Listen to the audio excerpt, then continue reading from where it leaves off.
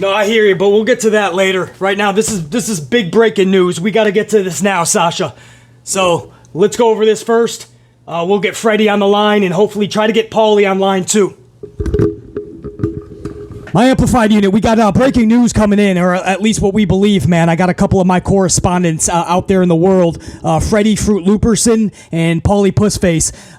They're some of the top reporters that I know of, and apparently there's been a big morning of events for Sasha Banks and Naomi. Sasha Banks has taken a big shit earlier this morning, and we're hearing that Naomi has changed it up and has possibly ordered a vanilla latte this morning, and this has AEW repercussions, obviously. So I'm going to try to get to my field reporters right now. Freddie Fruit Luperson, can you hear me? You got him on line one, Sasha? Freddie Fruit Luperson, can you hear me? It's BC. Yes, BC, can you hear me? I got you, Freddie. Can you hear me? This is Freddie Fruit Luperson. Yep, I got you, Freddie. Reporting live from a remote location here in Florida.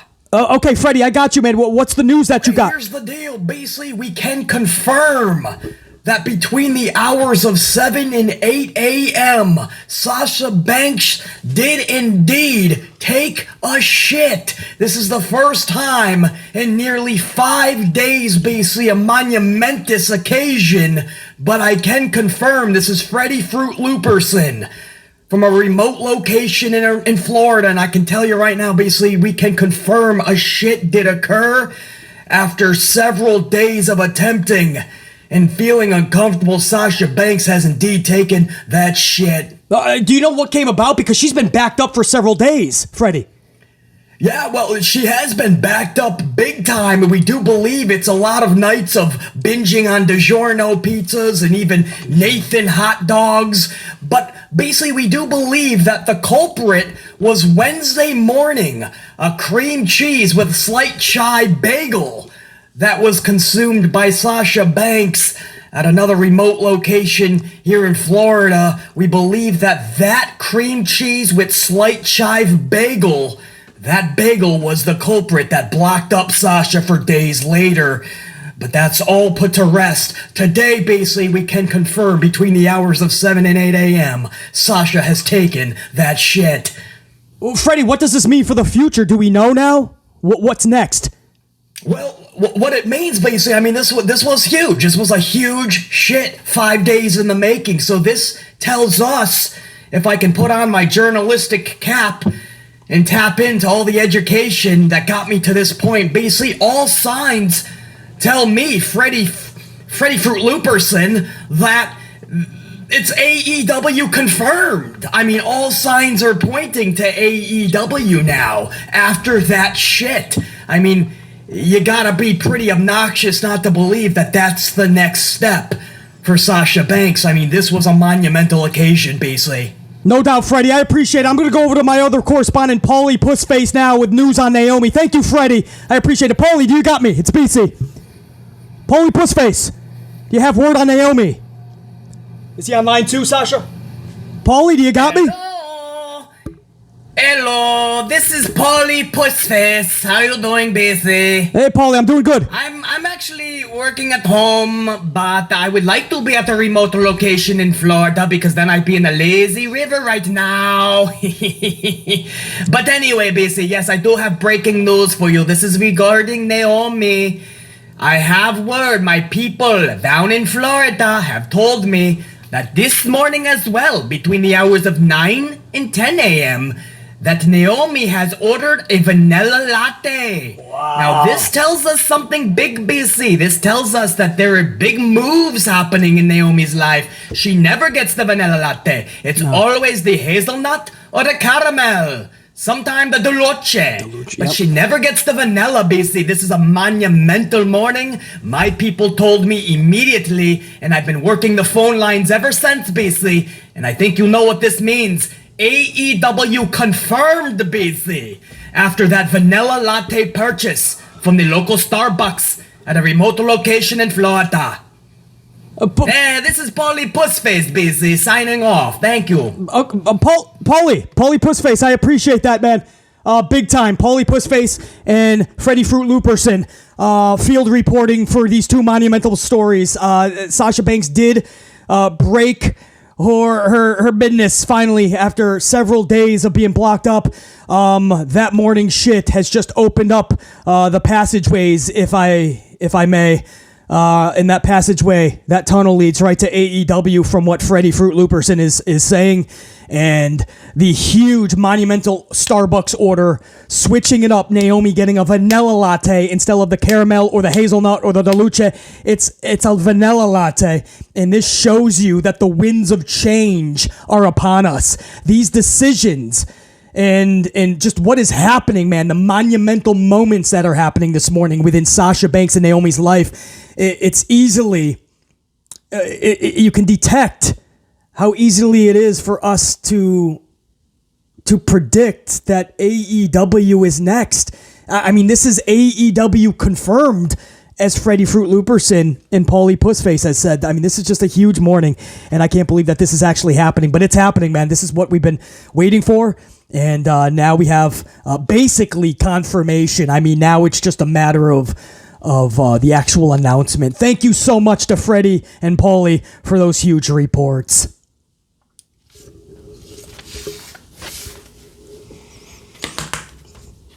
Now, can we stop? Can we stop hanging on every fucking falsity and fake story, or any story period that has to do with Sasha Naomi? Can we just let this thing play out? Literally, can we just let the chips fall wherever they're going to cascade to? If WWE and Sasha Banks and Naomi have parted ways officially, somebody will eventually announce that. WWE will announce it. WWE will take them off of their page. Sasha Banks and Naomi will cut the WWE letters from their social media. Instead of seeing Sasha Banks WWE, that'll be off. Sasha Naomi may even go on their social and tell us. The 411, give us that information. But the past 2 months, all we have heard is one story after another that is contradicting every story after another. And it's just becoming more of a clown show, a circus, to the point where this is a pro-Sasha channel.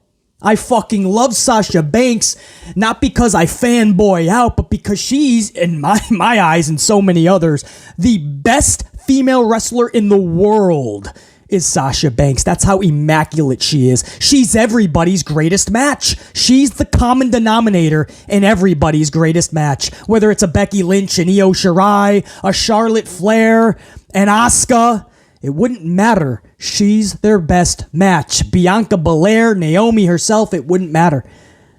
Everybody will say that their greatest match was wrestling-wise with Sasha. She's the common denominator. She's that fucking good. That's why this is a pro-Sasha channel. And I assure you, when news actually breaks that's confirmed, and then there's substance that we can now launch off of and see what's next on this channel, BC is going to discuss it with you guys.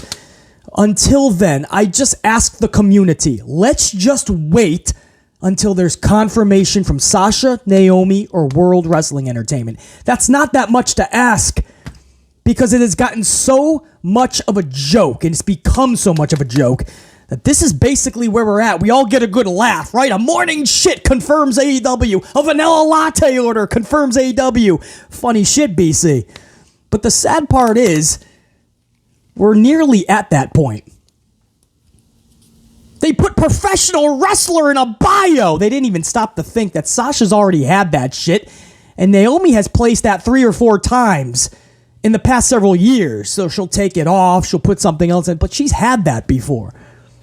People are not even stopping to think. Everything is just AEW confirmed. It'll be awesome if they ever go there. No question. How much they can help that division. They can have the cuffs. The shackles will be off of them. And they can do whatever they fucking desire. So if you thought Sasha was good in WWE, imagine when the cuffs are off. And Naomi, she's always a highlight reel in her matches. So, of course, BC will be on board if they decide to go elsewhere. But can't we stop for a moment and and talk about it when it's official. Because this is no longer just talking about it in good fun and having discussion. This is literally stories that are contradicting, man. For weeks, we heard they were released, which makes no sense, because if you're released, you have to be off of the roster sheet for legal purposes, right? Because you can't be released, and then they just don't want to announce it just in case they can partner up with you again. So we're not going to announce that you're released, right? Legally, you would think that you're severed, right? And you have to tell your shareholders and everything what's happening, because that affects the business when some top talent is gone. Same way Bray Wyatt, right? You have to announce that. So, but then they just came out and go, oh, well, okay, maybe not released, but now we're hearing they're eternally removed from roster sheets. What the fuck does that mean? You mean the show sheets? Of course they're removed from that. They're not a part of the shows. They were removed from them the day they walked out. And then we're hearing, oh, pro wrestling, they put pro wrestler in their bios. AEW confirmed. It's as a pro Sasha channel and how much we respect Naomi as well and love that gal. It's gotten to the point of obnoxiousness and quite pathetic. I'm going to ask at least my amp unit, let's stop discussing this until there's concrete evidence and word.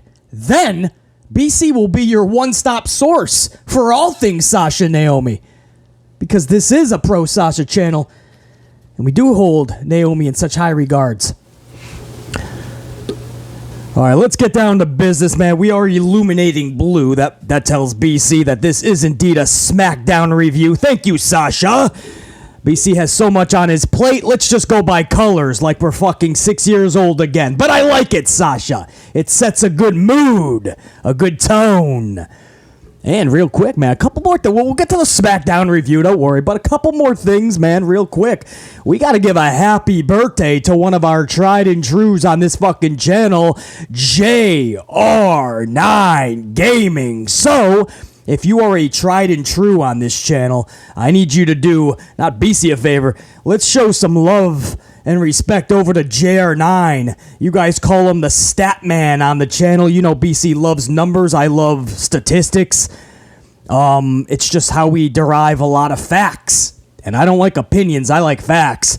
So somebody like JR9 is so much respected up in the chat always from you guys as well. But especially from BC.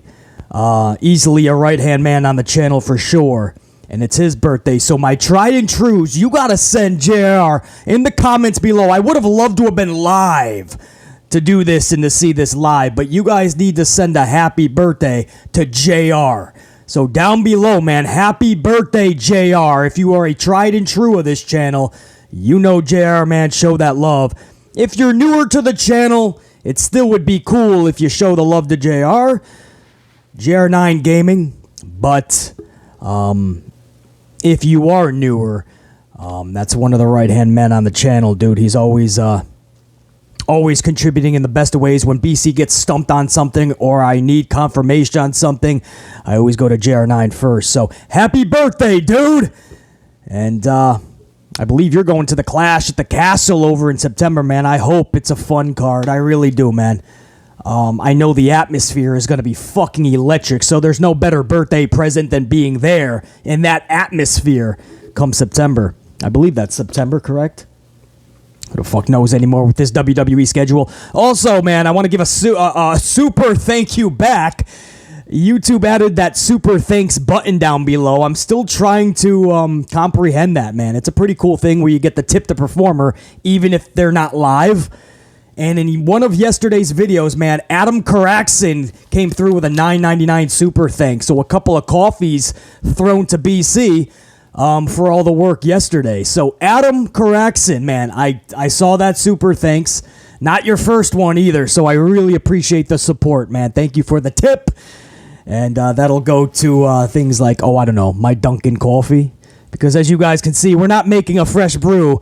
I was already out whooping the world's ass. This video is obviously going out much later. This is actually my 6th coffee today. This one is a straight up Dunkin' extra, we call it. So we're doing one from a local Dunkin' this time, man. We let the professionals whip this one up. All right, let's not waste any more time, man. Let's go right over to SmackDown for 7/8/22.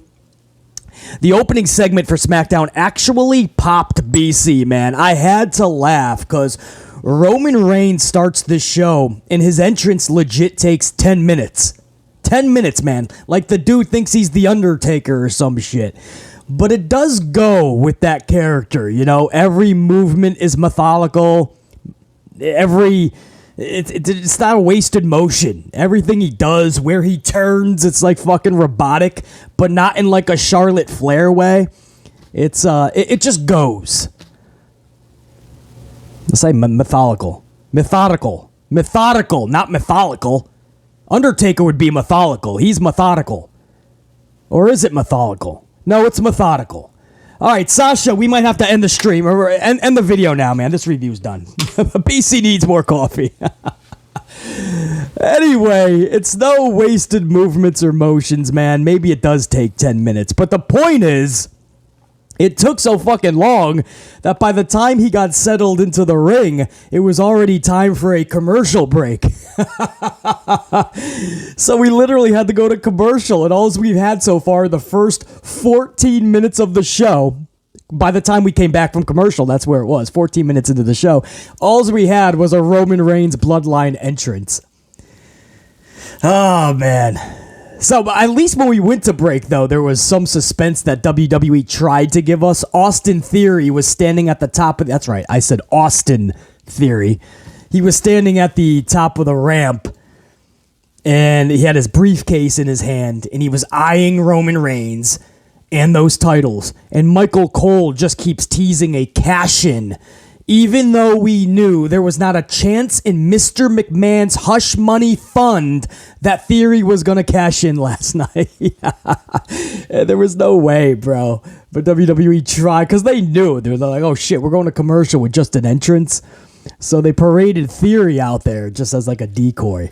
And then when we came back from break, sure enough, Theory is nowhere to be found, and Roman just begins his promo. He says, and I quote, Texas, I think it was Fort Worth, acknowledge me. I always love that, man. That always pops BC as well. So he tells them to acknowledge him, Texas. He says, we got some people booing, and some of you are chanting Roman. But either way, I'm here, and when I'm here, business picks up. And it's a good day. We went to the private gym, he says. He said, we got on the private jet. We came here to Texas. I get to be with my bloodline. But there's just one problem, he says. Why does my wise man look like this? The camera zooms in on Paul Heyman, and Heyman is disgruntled and rather bothered by something. So Roman asks Paul, what is bothering you, wise man? Paul Heyman opens up and he voices many concerns over Roman's next title defense coming up at SummerSlam against Brock Lesnar. Paul Heyman says, I'm scared. I'm scared, my tribal chief, because now we're going to have to see Roman Reigns go savage. We're going to have to see Roman Reigns go violent, be the GOAT of GOATs, and have the performance of a lifetime. Theory's music then hits because that ends the promo. Paul Heyman was scared because now Roman has to end Brock. Theory's music hits. Theory runs down the aisle. Then he does a lap around the ring. And he then runs back up the aisleway. And he's gone. So he came out, he ran around for a fucking lap, maybe 2 laps, I don't know, but then he fucking ran right back. I think he was even skipping along the way, maybe playing a game of Twister, a little bit of fucking hopscotch, and he was gone, kapoop. I guess he wanted to see how it felt to be a catering crusader, chasing maybe R-Truth or Ninja Tozawa or Tamina or even Dana Brooke. Right? Chase them around in circles. How does that feel? Imagine if I was in that stupid gimmick. Theory, you ain't got to worry. In about 6 months, you could be one of the catering crusaders, knowing Vince McMahon, man. Every morning he wakes up, you don't know if you're the flavor of the fucking day to that fucking dude. I shouldn't say flavor of the day when talking about McMahon and Theory, because McMahon's a little awkward. He may take that literally. I don't want to get into that. You guys who saw that video yesterday, man, the tube instantly restricted that to 18 plus just because some of the photos that I put in. But there was a video yesterday. I call it Hit It and Hush It. That's literally what the headline is. Hit It and Hush It. And it's a video of Vince checking on two females that are making out. The tube thought it was a little too extreme, so they restricted it. But so I think you have to be signed in to actually see that video. It's only a 3-minute video, but you have to be signed in because the tube restricted it. But somehow a couple thousand of you guys have already saw that. So maybe you were signed in. Maybe you caught it right before it was restricted. I don't know. But you guys, thank you for showing that the love. I'm glad you guys really thought that was funny. A lot of work actually did go into it. All the revenue was instantly sent over to Jay-Z and Jermaine Dupri and their record label, and I knew that ahead of time. So BC didn't make a dime off of that. That was just to pop myself, man. That was to give BC his own laugh, and in the process make you guys laugh, and it worked. I laughed at my own shit, and you guys had a fucking ball with it too. So if you don't know what I'm talking about, sign the fuck in and check that video out. It's called Hit It and Hush It. Right here on the channel. But that's why. If you saw the ending, I have a little something there with Theory and Vince McMahon. It's a little cringeworthy, but it'll make you laugh. Anyway, to wrap this up with a bow, this whole first segment, because I mean, all it was Roman Reigns saying some words, Paul Heyman saying, I'm scared because you have to now tap into another level of badassery. Austin Theory does a fucking catering Crusader lap like he's chasing Dana Brooke, and that was the whole bulk of the first half an hour of the show. No kidding, man. So full disclosure, BC will tell you exactly my thoughts on this, and it's not positive.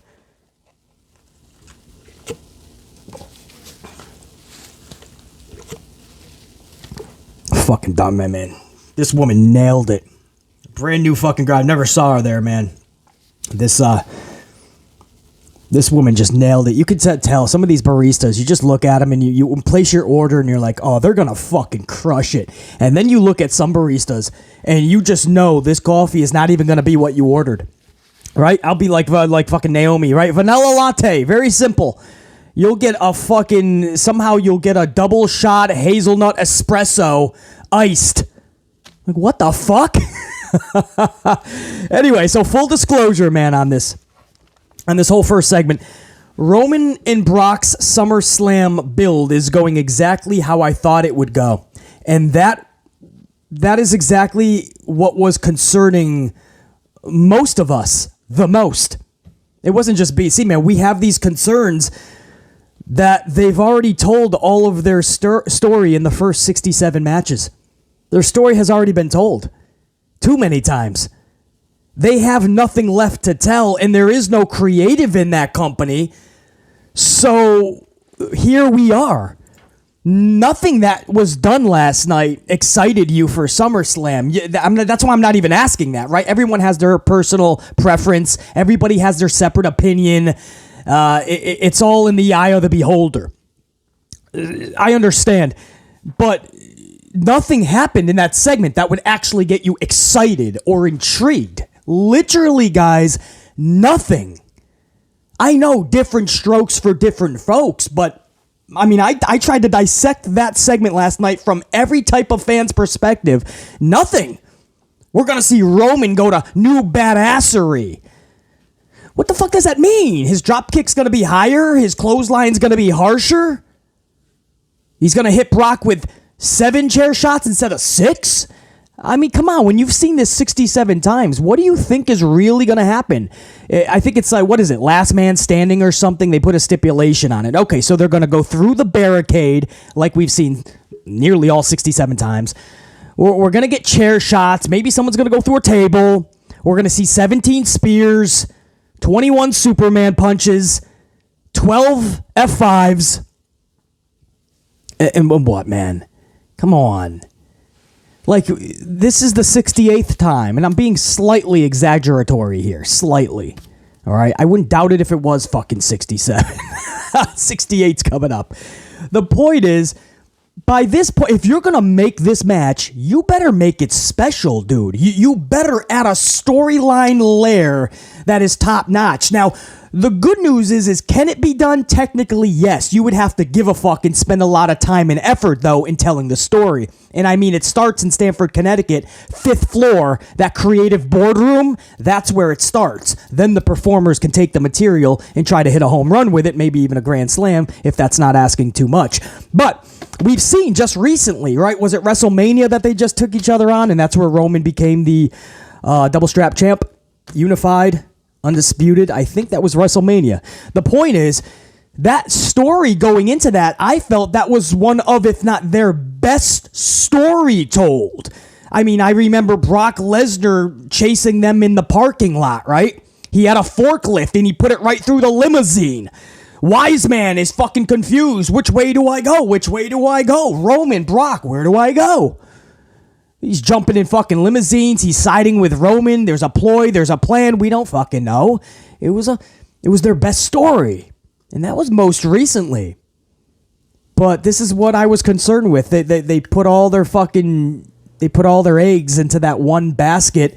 And now they have nothing left. As we are less than 3 weeks away from SummerSlam. Today is, what is it? We're literally 3 weeks away from tonight. 3 weeks. So, guys, technically what that means is you have 3 SmackDowns left. 3. You really think they're going to fucking bulk up a story now, or do you think it's going to be more of the same? We're going to say some words to one another. I really was hoping for something more, but I knew not to put those hopes too high because I knew this company was not going to come through for us. They were just going to name this match. There were some injuries. Vince is under investigation. The whole company is under investigation with 6 different sets of lawyers and lawsuits and possibly a civil suit. So, I mean, they're just trying to throw shit at the wall and hope that it sticks. And they're giving us Lashley and Roman for the 68th time at SummerSlam with no fucking added bonus storyline involved. This was my concern. And now for the next 3 weeks, we got to pump up a main event that has no story arc anymore. They told the fucking story. This match, let me wrap it up in a bow. What I'm trying to say is what I'm going to say.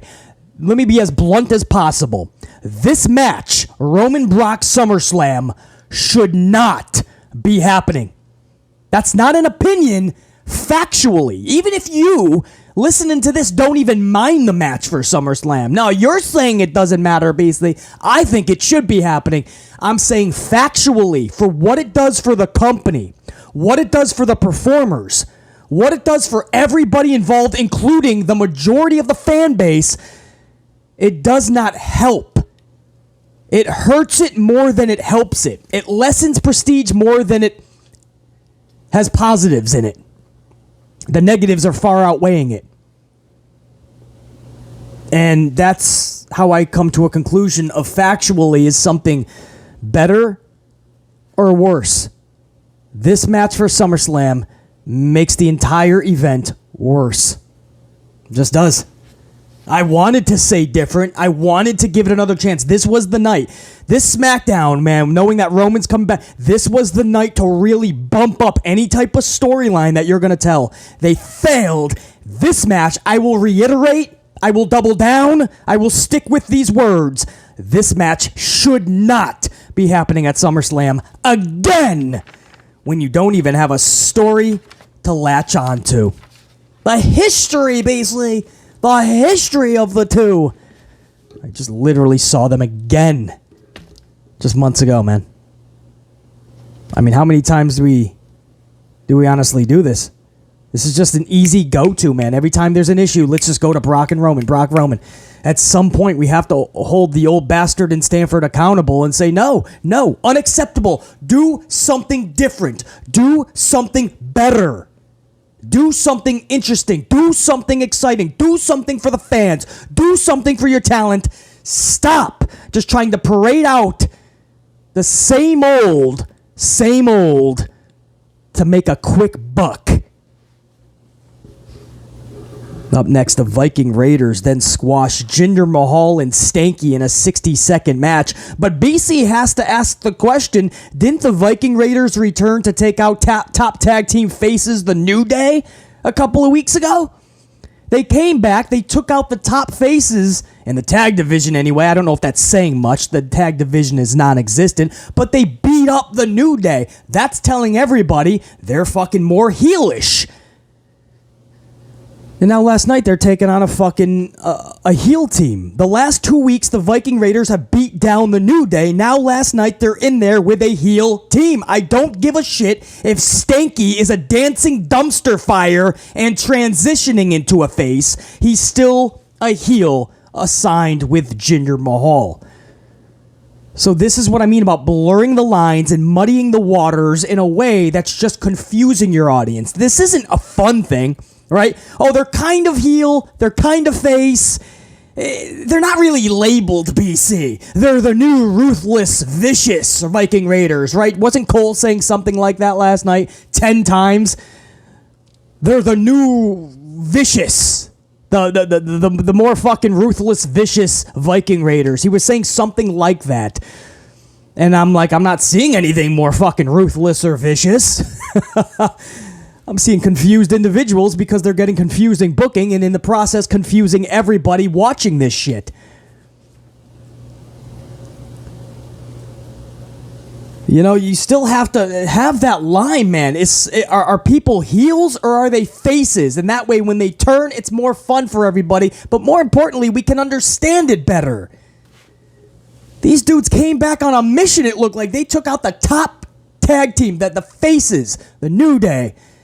And now they're taking on Jinder Mahal just because. Because Vince doesn't even fucking think about it or doesn't care. Doesn't give a shit. And he doesn't even care about his audience, so he's just like, fuck it. They'll take it. They won't even question it. Unless it's that BC guy. That podcaster. I seen him on the YouTube. BC Amplified. He's going to call us out on it. But as long as nobody else does, we're good. That type of shit pisses me off now. Because now, obviously, you got Jinder. They're going to cheer for the fucking Raiders now. But if they're in a feud with the New Day, then why the fuck are we going to just split the audience 50-50 with our cheers? And half of them going to boo the New Day so they could cheer the Viking. It doesn't make sense. You couldn't have just put them in there with two fucking faces? That's right. You don't have a fucking tag division. It's bad booking, bro. That's my problem with it. It's bad booking. They're not caring about who they're in there with. And it raises red flags on just how bad and even non-existent the tag division truly is. Post-match, because again, the Viking Raiders just squashed Mahal and Stanky.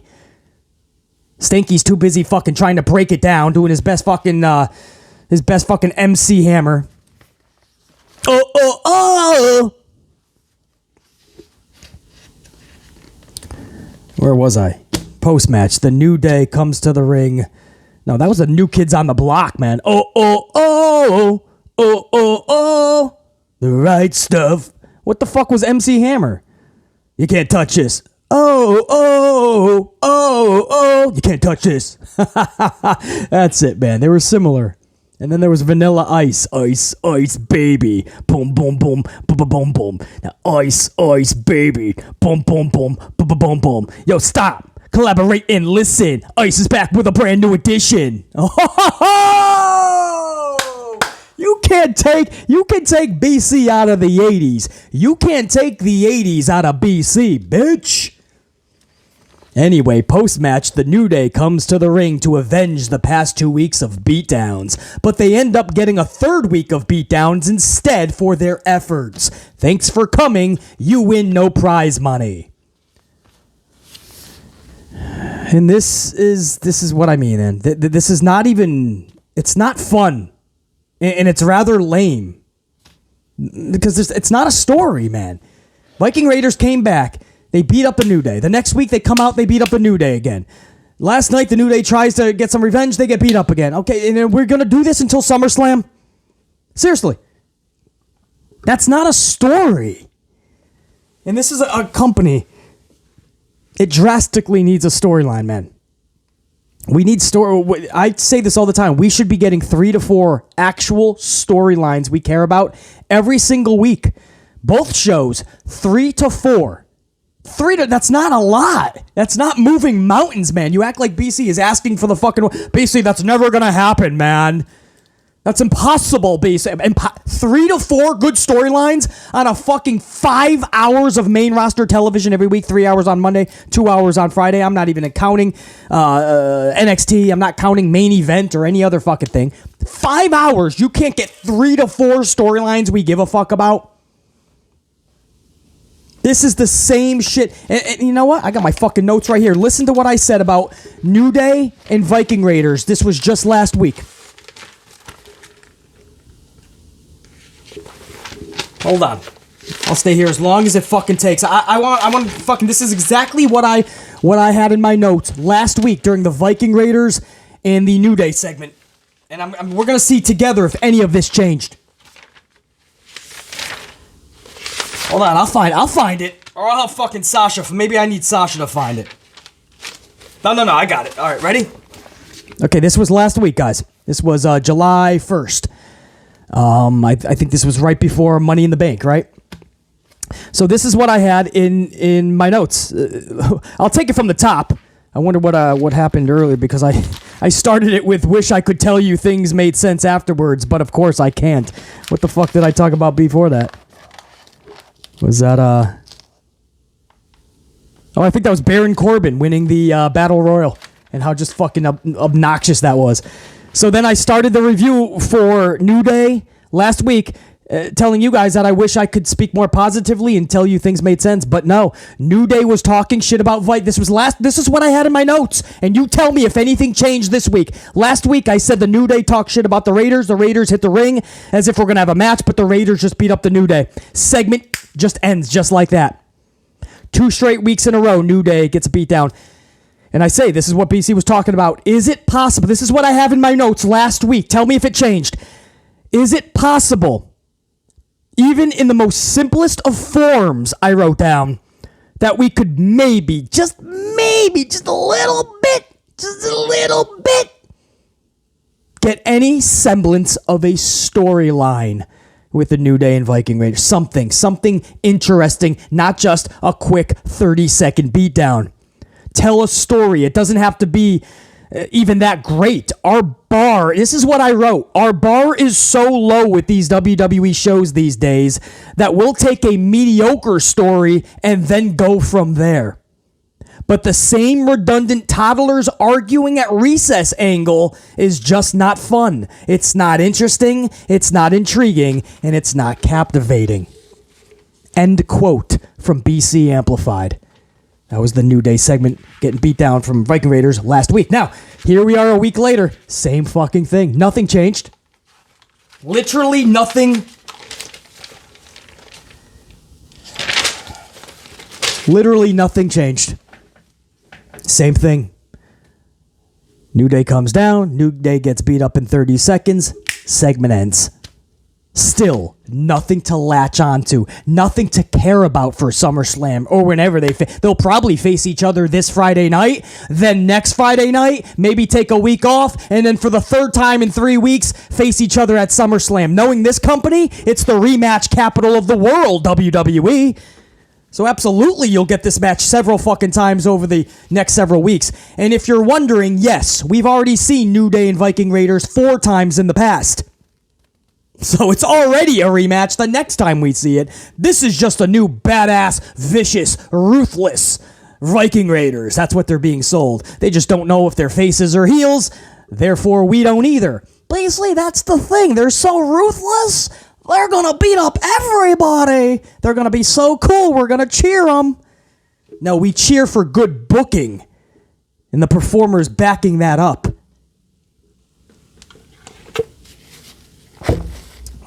Bad booking can ruin motherfuckers.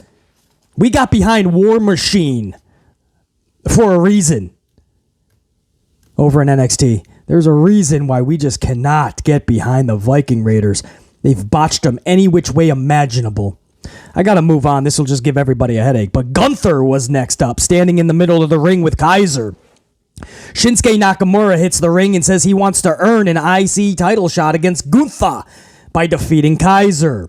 Following a commercial break, that match is exactly what we got. But before BC goes over it, and there wasn't much to go over, but before I do, I've got to send some love over to Baron Corbin and Corey Graves. I know that sounds awkward, but Pat McAfee was selling the Corbin Money in the Bank beatdown from last week, and he was also playing golf, but we're not supposed to talk about that. We'll keep it kayfabe and say he was selling the neck injury. So Pat McAfee was off of commentary last night, Corey Graves was filling in, and Baron Corbin was on commentary for this match. Both started air guitaring on the commentary table, nearly on top of Cole during Shinsuke's entrance, a la Pat McAfee, but Mac wasn't there. So I love that, how Corbin gets on, and I'm like, what is this idiot doing? So stupid. And after 5 seconds, I was kind of with it. I was like, all right, this is actually funny. And then Corey Graves gets on the table. Probably Vince told him to, maybe. Get on there. Corey, get up on there, man. Grind him. Grind Baron. I want to see your little Graves on his little Corbin. Who knows what the fuck? You know how Vince is, dude. He just starts getting a weird ass bona in his chair backstage in Gorilla. So Corey gets on, but it got to pop out of BC, man. They literally just start air guitaring as if Pat McAfee. It was basically a big fuck you to Pat McAfee. Now we love Pat, but that made sense. Them kind of fucking with Pat while he's gone. And Shinsuke was the perfect person out there to do that because Pat's always going nuts with the air guitar. I thought that was absolutely fucking great, man. Again, just a fun fuck you to Pat. And if Pat's not going to be there, at least Baron can keep some semblance that they have a match at SummerSlam, remind everybody. Without Pat there, you can't tell that great of a story, obviously. But if you can do something like that to send a big fuck you over to him, and people are like, brah, I like it, man. That's what I mean. Sometimes it's the minimal effort, but it's some type of effort. As far as the match, there was nothing to discuss. Only 3 minutes in length, and Nakamura collects the W, securing a title match with Gunther, probably at SummerSlam. But knowing Vince, because it's an IC title, a mid-card, he'll probably have that defended before SummerSlam, and the title won't even be at SummerSlam. I wouldn't put it past Vince. Post-match was rather unsettling to witness, but really well played. Gunther is pissed at Kaiser for losing the Shinsuke, and now he's got to have a title match with this dude. So Gunther tells him to brace for impact, basically, as he delivers a thunderous chop.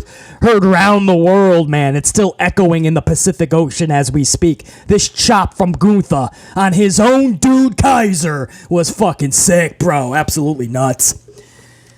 Gunther then delivers a second chop that sends Kaiser cascading to the canvas in agonizing, excruciating pain. It's almost like you felt for the dude, and Gunther is looking over him after that second wabaka of a chop. And Kaiser's looking up like, what the fuck? Dude, with friends like that, you don't need enemies. That's his main dude, and he's fucking him up. That's not cool. Now, I'm going to be honest with you, man. I thought if this was going like a breakup, no, way too early, man. Gunther needs somebody like a Kaiser right now. They gel together, and it really helps Gunther, and it's really going to help a huge rub to Kaiser if he ever does have to go on his own, which obviously someday will happen, unless he gets his pink paper, his release papers, his walking papers.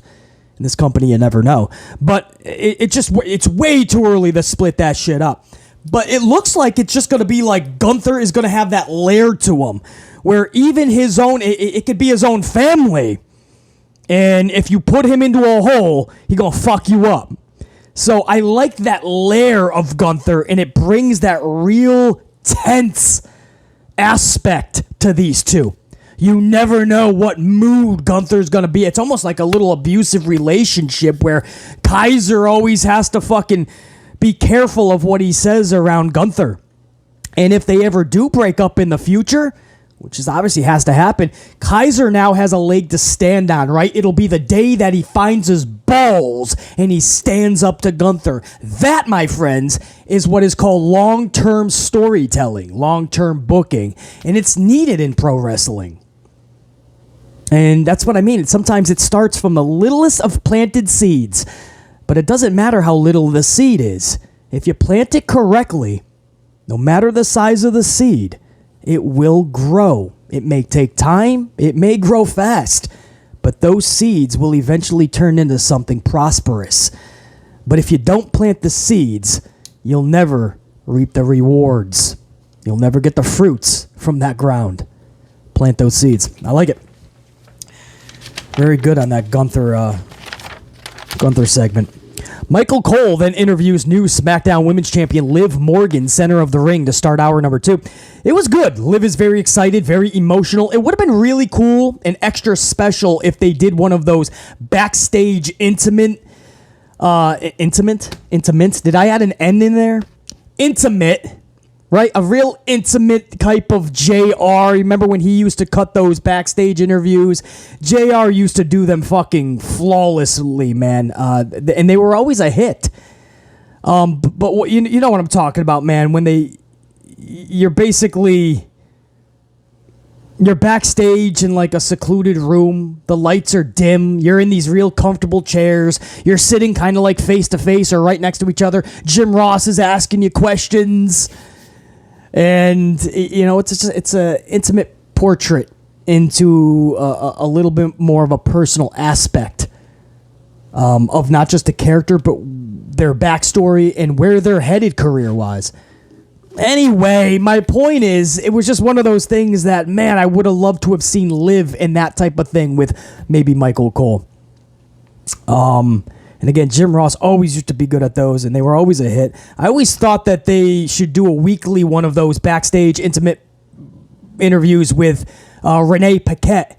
But of course, we know what happened with Renee. She's not even with the company. But I always felt they misutilized Renee so many different ways. She would have been great at those. And look what she's doing now, man. She has her own podcast. She's interviewing people for a living. So, and this is before she even had that. This was years ago. BC said that's where she fucking belongs. At least one part of what she does in the company. Just a little bit of what Renee does should be every week, Monday or Friday or both, those type of interviews. Anyway, that's not what happened. They were in the middle of the ring. I still thought it was a good interview by Cole to Liv. Liv showing some type of emotion. Could have been better if it was like I said, but they don't want to take the time. They just want to throw them out there, get the segment done. We don't want to waste any time thinking about this shit. That's WWE's motto. Get it fucking done. We don't want to think about it. I always, anyway, Natty interrupts, reminds Liv it's only because of her that she's even champion. This brings out Ronda Rousey. Natty ends up abruptly dropping Rousey, and we go straight into a commercial. When we return, we have a one-on-one Money in the Bank rematch. Ronda Rousey versus Natty. And how quickly a week can change things, right? Natty and Ronda are in a rematch just 1 week after Money in the Bank, and neither of them are champion. Whereas Money in the Bank, the title was on the line. That's how fast something can happen, right? Liv wins the briefcase, Liv cashes in, Liv's the champ, and now the title's not even in the equation of Natty and Ronda. But we have this impromptu rematch when we come back from commercial break. Rousey versus Natty. Match went just over 2 minutes. It was literally at the 2-minute mark and maybe some change. And Rousey taps Natty out via the ankle lock. That's a start, but it's going to take a lot more to make Ronda Rousey relevant again. And I'm a fan of Rousey. I like Rousey a lot. She has been misused from this company and by this company to nearly criminal proportions. And at some point, we all know what needs to happen. Rousey is going to have to. You know what I'm going to say. She's going to have to go heel. That's the only way we're truly going to find the real Rousey. And what happened last night with Lacey Evans, we're going to get to that in a couple of segments.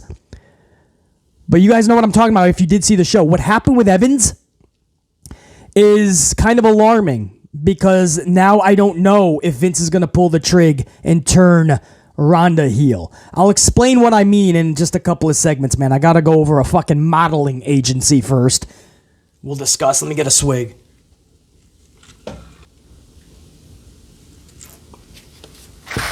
All right, so before we go over Max Dupri, whatever the fuck, I don't know what the fuck these people are. I don't know, man. Mansoir, Massé, Dupri. You guys remember the fabulous Rougeau brothers back in the day, or am I dating myself here? Is that too far back? The fabulous Rougeau brothers. Anyway, before I go over that, man, back to Liv for one quick second in Rousey.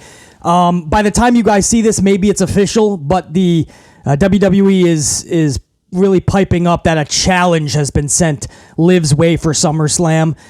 So this match is most likely going to be made official. I doubt they're going to make it a triple threat with Natty, but knowing them, they could, maybe even a fatal four. But Ronda Rousey versus Liv Morgan in a rematch at SummerSlam is what we are hearing. That's what many of us thought was going to happen, unfortunately. This is where we were hoping Ronda does do a heel turn of some sort. But no matter what, why do I see Ronda getting this title back? Bro, you can't. Number one, and I know Ronda's more than believable to rip Liv's fucking dome piece off if she want to, okay? That's the believability in Ronda.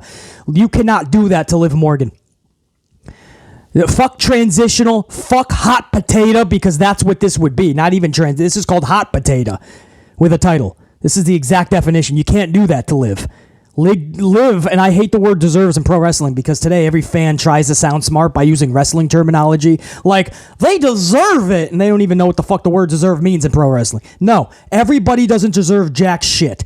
Liv Morgan deserves a long, lengthy, badass title reign because she's one of the best female wrestlers in the world right now. And I think when she started her career, nobody thought that phrase was going to be uttered for Liv Morgan. Io Shirai, maybe Asuka people think that about. Obviously, Sasha Banks. But Liv Morgan is in discussion for one of the best female wrestlers in the world today because based on her performance, she's putting out fucking straight fire matches. Nearly flawless to the point of perfection. No hesitation. In her movements, full confidence, innovative. She's just a rock star in nearly all of her matches, time after time after time after time. She's become one of the best wrestlers, and now all of a sudden you're going to give her a 3-week title reign because she's a pawn in the game of Ronda Rousey and some stupid-ass plan or lack thereof that this company has for her? No, I'm all for badass booking for Ronda and big matches at events like SummerSlam. Ronda deserves those, but not at the expense of Liv Morgan. So that's my thoughts on that title match happening, the rematch at SummerSlam, because that's what it looks like is happening. Moving on, Max Dupri is out informing us that we are all in for a treat, the 2022 tennis collection. Oh, bro, grab your coffees at that point and just guzzle away, man. Take your place to a remote location in Florida on a nice lazy river. Maybe you got a nice fucking coffee beverage. Maybe you got a fucking ice cold beverage. You got something in your hand in that lazy river, but anywhere but having to watch Max Dupri's modeling agency, because last week it got mixed reviews. Some people were like, hey, I don't mind this. It's actually funny. And I'm like, what is you know what this is going to lead to? A bunch of tag team matches with these fucking clowns in a non-existent division. So they're going to be absolutely irrelevant in just a few weeks. So get your rocks off of this now, man, in their funny-looking outfits. I hope I'm wrong. Every week I base all of my critiques. Everything I review is based on a segment-to-segment, week-by-week fucking basis. So I'm always giving, even when something sucks, every week is a chance for change. Every segment, every new segment is a chance for growth and prosperity. Just because something sucks doesn't mean I'm going to shit on it up front. I'm still going to give it a chance. Prove me wrong. I hope this modeling agency proves BC wrong, because right now I am seeing no seeds being planted for anything fun in the future. They're just going out there and modeling clothes. I truly believe, guys, listen to my words. Maybe this will help make you understand what I'm saying even better. I'll put a little bow on it. I truly believe that Vince doesn't have anything planned for them outside of them walking down the aisle in funny-looking outfits. That's as far as Vince McMahon has went with this plan. I bet you. So anyway, we're all... Dupri says we are all in for a treat. The 2022 tennis collection. Massey walks down the aisle like a slightly less dysfunctional Jim Cornette with his tennis racket in hand. Goofy scarf around his neck, probably got on sale at the local Macy's. And then Mansoor hits the runway, the aisleway, and he's also got a tennis racket in hand, but by the way he was walking, there quite possibly was also a tennis racket up his ass. If you saw, you saw. If you know, you know.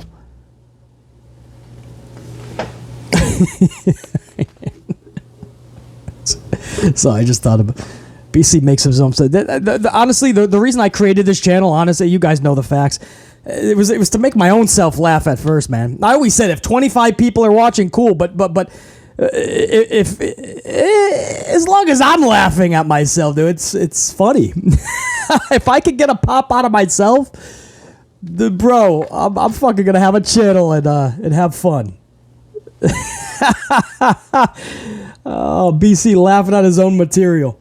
Still not sure what to think about this whole thing, and I'm still not happy with LA Knight turning into Max Dupri. I mean, I'm not saying that he's not trying to crush this new character, because LA Knight is so good that he's really going to try to make this work. And I want to stand behind him, and I want to say positive things about this.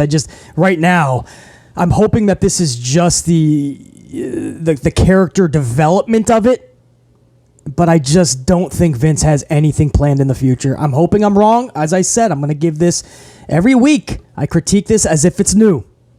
I hope I'm wrong. I just don't think Vince is giving a lot of time into this. All of it just went into the runway shit, just so we can watch these guys. Vince McMahon's probably fucking got a sock in his fucking hand, and he told everybody to leave Gorilla.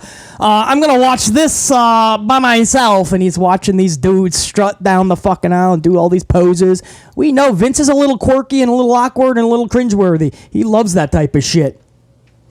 He's the type of dude that wants to see dudes get all oiled up and have a fucking muscle pose down. We've heard the stories. So is this just for fucking Vince McMahon's own little kicks? Time will tell. I can't sit here and give you guys that much positivity right now. I can't. You want to say, well, BC, man, Mansoor and Mace are finally getting something. Are they? That's my point. Are they? Time will tell. Lacey Evans is supposed to tag with Aaliyah next. I am ecstatic, absolutely ecstatic that Evans is already a heel. That's right, it happened last night, man. She just unloaded on Texas, Fort Worth, for not liking her, basically. And this has been happening. We've actually been hearing that she was supposed to turn heel for weeks. So it's almost like from the very first few weeks when she was doing her little sob story, her little sympathy violin world tour, feel bad for me because I had a rough upbringing, as if 95% of us all didn't have a tough childhood. So it's almost like immediately they found out that it wasn't working and they tried to fucking switch things up. Because we've been hearing that she was possibly going to turn heel for weeks, and then they judged her reactions, just not at like shows, but like some live events that they were doing, and Lacey Evans was not getting good reactions. So they went ahead and they pulled the trigger last night, and this was the only thing they could do. This is not them just fucking being proactive. This is them doing the only thing that they could do, because it was only going to get worse and worse, that reaction. We were not going to be forced into liking Lacey Evans, just like you couldn't force us to like Roman Reigns, you couldn't force us to like Charlotte Flair, and you couldn't force us to like The Rock. You have to put in the effort. You have to do the work. We have to genuinely, organically like somebody. That's why when Rocky Maivia turned into The Rock and really came into his own, that's when we could grasp onto that concept. When Roman Reigns turned into that vicious heel, talking that shit to his own, taking out his own fucking family, that's when we gravitated and latched on. We could get behind Roman Reigns. They refused to do that with Charlie Flair correctly. She's been heel and face 85 times. They just don't know how to properly book the motherfucker. But with Charlie, there's still that disconnect. And they tried to force us onto Lacey because she's a Marine and had a tough upbringing. It's going to take more than that, Jack. A lot more. We could see through bullshit. And this was the only thing they could do. So finally it happened. It happened last night. She unloads on Texas. She comes out several times trying to get a better pop, but the Texas won't give it to her. So she finally gets to the ring. She gets the mic, and she unloads on him, telling him, "You don't deserve me. I'm not going to have a match tonight. This is not how you treat an American hero, whatever. I tried to tell you my story, and this is how you treat me." And when she leaves, Aaliyah stops her because she's like, "We have to have a tag match." And nobody told Aaliyah. This is hilarious. Nobody informed Aaliyah that you never had a tag match because Vince McMahon doesn't have a tag team division. When Sasha and Naomi left, it was because of a reason. There was no division. Vince McMahon told Sasha and Naomi, "We're going to put the titles on you, and we're going to make a real effort to have a division, a tag division." Vince McMahon lied to Sasha and Naomi, and when you lie that many times to two great individuals like that, they're going to fucking walk. But they're the ones that are unprofessional. Fuck that, because here we are nearly 2 months later, and there still is no tag division. There's not even tag titles lately. Nobody is champion. No word about a championship. There was talks of a tournament until Vince realized he doesn't even have enough teams to fill a tournament. So then they started looking at NXT, and then they still realized they don't have enough teams. So nobody told Aaliyah you never actually had a match because there's no women's tag division. But little cute Aaliyah thought she did, so she stops Lacey, and Lacey delivers a woman's right, knocks Aaliyah out. And there's been word that Aaliyah might have been injured recently too, so I think this is another week for her to heal, if anybody gives a shit. And that's the Lacey Evans thing, man. She is a heel again, and we're right back to where we started. Unless you give her proper booking, we're not going to give a fucker about her as a heel either. We've already played this fucking game, brah. Usos, y'all the twos, and we the ones. FTR and Usos, man, they're just on cloud nine right now. Usos putting on one of the best tag matches I've ever seen. 3 decades plus of watching this industry. Usos, Street Profits, Money in the Bank, one of the best tag matches I've ever seen. And this is coming off the heels of just such a good match between the Briscoes and FTR a few months ago. And then the ride that FTR has been on. Both teams have multiple sets of tag titles. And I'm loving their catchphrases. Top guys and we're out. I actually stole that on a lot of my outros. BC, top guy and I'm out.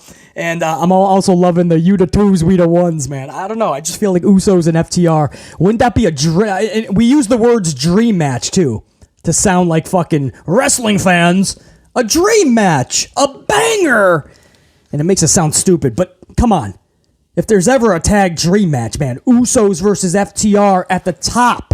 Not what they did in WWE, guys. I want to make that right, because you could just go back to WWE and talk about FTR and Usos, or Revival, whatever you want to fucking call them. But at the top, at the pinnacle of their careers, fucking like they are right now, and being able to collide when they're both not a part of one organization would be something so cool, dude. I don't know, wishful thinking. Because if FTR was right back in WWE and we got that match again, it would be the same type of Vince McMahon bullshit, right? He wouldn't give them enough time. He would tell them to dumb it down, slow your roll, don't do certain moves, because that's what Vince does. A lot of you guys don't even know, especially at pay-per-views. Vince will tell certain individuals in certain matches on the undercard, anything that's not the main event, to dumb yourselves down, dumb down your playlist, your move list, basically. Don't do certain things, is what that means, because you don't want to outshine certain matches on the card. And a performer cannot perform if they're handcuffed like that. Can't stand that shit. So that's what an FTR Usos match would be back in WWE, because we've seen it already. It would have to be, I hate to say this, but it would have to be like a Forbidden Door type of a thing where they're still in separate organizations and we just get one night of, could you imagine a WWE versus AEW pay-per-view? That would set the fucking wrestling world. That would ignite that bitch. BC could come up with 10 fucking matches up front. AEW versus WWE. I don't know how we got on that conversation. Oh yeah, Usos. Usos defeated Los Lotharios in a number 1 contenders match. Just like I said about Viking Raiders, who came back to beat up the New Day. So that establishes them more of a heel. And then they're taking on Jinder Mahal last night. So they're taking on a heel. So now they're almost like more of a face. But I know Stanky was with Jinder, so maybe they're more the face. It's still Jinder, though. So I don't like the heels versus heels earlier. And then with this match, the Usos versus Los Lotharios, first of all, it's a contenders match. I hate them. To get a title match at a big pay-per-view, you just have to already have the match and already beat the champions. I can't stand that. Usually the Usos lose those matches too. Last night, thankfully, they won. But the other problem I have is it's another heels versus heels matchup. Lotharios, Usos. If you're a traditional wrestling fan who likes to lean a little more toward the faces, you don't know which way to go last night. And that's what I mean about a non-existent tag division that has no care put into it. They don't give a fuck about establishing the teams. The Usos could be double champs, unified, undisputed champions for the next 20 fucking years if they want to be. Not just based on talent, but based on the fact that there's no fucking tag division. You know, maybe Sasha Naomi should have stayed. Literally never fucking crossed Vince McMahon. They could have held those titles for the rest of life. Vince McMahon would be 106 years old. Do the math. That's 30 years from now. And at 106, Vince could one day in his office go, wait a second. Is Sasha Naomi still here? Wow, they're the champions, aren't they? Aren't they the women's... Do we still have women's tag champions? Sasha Naomi could be champions for a lifetime because Vince doesn't even know there was a fucking women's division. I can't say the men's division's any better. Anyway, the Usos defeat Los Lotharios. Main event is McIntyre versus Sheamus. Winner goes on to take on perceivably Roman. I don't think Brock's coming out of the... Well, who knows? I don't never know with Vince.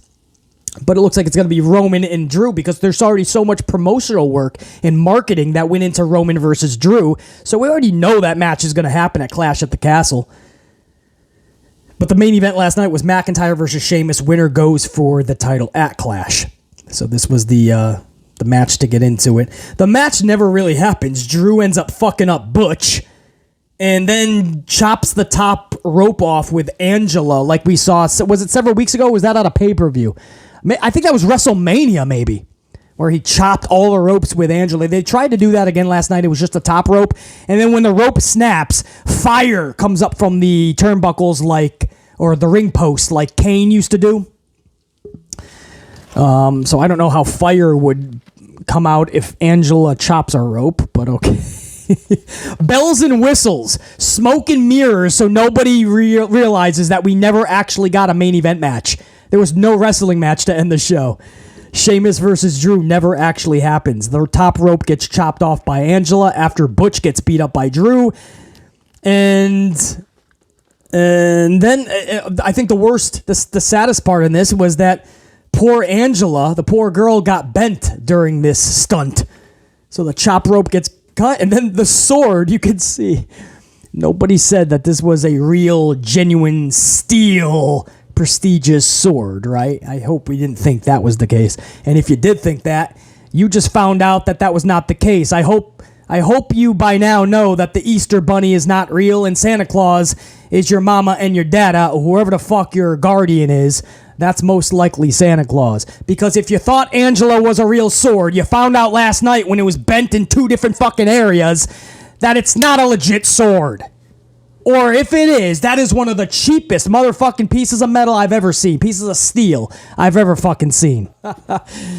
Oh, man. I don't know what the fuck that's so sad. That's so sad when that happens, man. I always feel bad for the performers.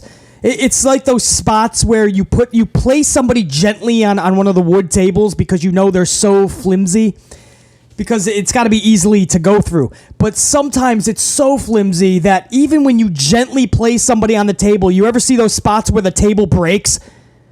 So you see the guy gingerly putting a human being on a table. It's a wrestling match, and they gently put one another on a table. And you're like, so it already looks weird. You're gently placing him on so the table doesn't break, and then the table breaks anyway. As a wrestling fan, we've seen that happen a lot. You can't help but feel bad for the performers. It's such a shitty, embarrassing moment. And then there's the times where you get a steel chair. It's supposed to seem like it's this diabolical foreign object, a steel chair. And they'll hit somebody like rather gently, and it'll be in 3 different pieces. I felt that way about the sword. I'm like, this steel sword should not be bent in 2 places from cutting a rope.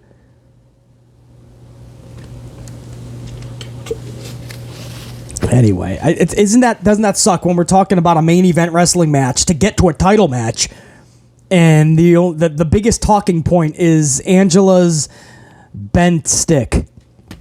It's a little. All I gotta say is Drew's sword is a little flimsy. It's a little bent. Don't tell Vince. He's gonna be pissed. Why is your little sword bent, Drew? I like when it's at full status, full mass. I like when it's fully standing out. I like when it's at full attention. Your little sword, Angela. I like to be around my new toy Theory when Angela is around. Yeah. Angela and Theory. I don't know what we're talking about, bro. I don't know. Vince McMahon, you never know what the fuck we're talking about. That's it, man. BC's going a little fucking haywire. This is what is this? Coffee 6, 7? Well, I forgot what the fuck this even is at this point. But we're going to go get another one. So if it wasn't 7, it's about to be. And if it was 7, it's about to be 8. But we got a lot of shit to take care of, man. But by the time you guys even got this was a little later on a Saturday afternoon, maybe even evening. All apologies for that, but that's the only time that we could do this. So I would have loved to have been live, but just not the case. Think, be, live, amped always. And until next time, always could be an impromptu video, so be on the lookout for that. And if not, we'll be discussing Monday Night Raw in just a few days. BC Amplify, top guy, and I'm out. Amp Unit, we'll check you later. Check you.